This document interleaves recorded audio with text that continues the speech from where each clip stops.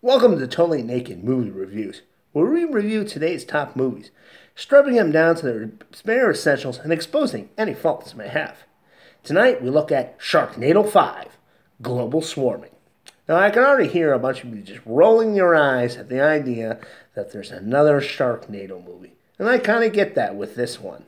But that being said, I've watched every Friday the 13th movie, and I have all of them on DVD, and be honest, there aren't any of them that I really truly despise.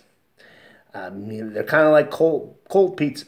Sure, it's not as good as warm pizza, but it's still all right. That's how I've always felt about the Friday the 13th movies, and it's kind of how I always felt about the Sharknado movies. But this one, well, it is a very cold piece of pizza. I guess, it's the same format basically as the last four. Bunch of Sharknadoes appear. Ian Ziering's got to go save the day with Tara Reid. And the tornadoes go here, then they go there. They knock over a bunch of monuments. You have a bunch of celebrity cameos all over the place. I mean, this one you have Cha-Cha as the Queen of England and Fabio as the Pope. Yeah. Oh, also Chris Kattan as the Prime Minister of Great Britain. So yeah, that's kind of what we had. And like I said, that's just been the formula. And, they make all these sort of movie reference jokes. And this one, I don't know, I didn't have as much fun with it as I had with the other four. It just kind of repeats the same beat. The only real difference that would separate this one is a plot point where the youngest son, because they brought him back, once again, if you saw my Sharknado 4 movie, you know I did not like his youngest son, little Gil. I blame casting, of course, whenever there's a kid character who just annoys me. It's like you really had to go with that kid, or kids, as it turns out. Gil was played by twins. I don't know if it's the same kid this time around, but it's still annoying. But they decided I gotta hand it to the writers making a plot point to have him be sucked up into the Sharknado. And through contrivances, he survives, and he's in this Sharknado thing, this vortex, and, Finn and April have got to go and save them. They sucked him up. That way we won't have to see too much and hear too much of Gil, which was greatly appreciated. Oh my God, his son's name is Gil, and his name is Finn, both parts of a fish. That is actually clever. I just realized that. Yeah, still, I can't stand Gil. Or April. I mean, why the hell did people vote to bring her back alive? I mean, you had a chance to get rid of her with hashtag April dies, yet some people decided that she should survive. Or maybe it was all a trick. April died, and they bring her back as a cyborg, so technically April dies won. Who the fuck voted for April lives?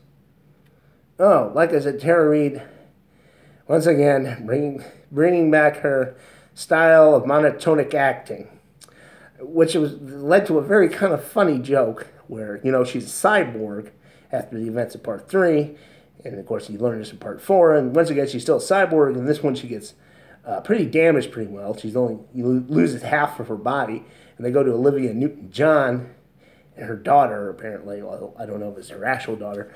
And, Olivia Newton-John can put cyborgs back together. He's like, we can make all these upgrades, too. And, Tara Reid's like, could you make me less robotic? Which is a question a lot of us have. How do you make Tara Reid less robotic? Speaking of Olivia Newton-John, I got to hand it to her. She had the best joke in the movie. You have all these sort of tongue-in-cheek reference jokes, which a lot of them just didn't land with me this time, except for the one with Geraldo, where he's the blimp captain. He's like, I got this weapon to destroy the Sharknadoes in my vault. And when he opens it, it's empty. And like, the vault was empty. Okay, the way he played it, it was actually funny, even though it's like, oh, I knew they were going to make a vault joke reference. Anyway, Olivia Newton-John has, like I said, the funniest joke is after Tara Reid gets a robotic upgrade, her daughter's like, ooh, yeah, tell me about it. And Olivia Newton-John's like, no, don't. And I was like, yes, that was probably the funniest line in Sharknado 5. Like I said, it's just a lot of those reference jokes just don't fly anymore. And this movie, despite the fact that it goes global, and they like create this mythos that Sharknadoes have happened in the past. It doesn't do enough to separate itself from the last four movies. And it's just not this as fun this time around. Hopefully Sharknado 6, because yes, there'll be a Sharknado 6, will be better. I gotta say, I'm kind of happy there's a Sharknado 5, because towards the end of this movie, it took a really dark turn. And Sharknado 6 would be the way to get out of that dark turn. I won't spoil it for those of you who haven't seen it yet, but like I said, that's why I'm looking forward to Sharknado 6. Provided the Gil character is recast. Well, he has been recast if they go with the ending, which is good. Very good. The person they're going to have him playing Gil now in Sharknado 6, Electric Boogaloo, or whatever the hell it's called, he might be good. Better than the kid actors. Because once again, you fucked up casting. You fucked up. And that's all I got to say about Sharknado 5, Global Swarming.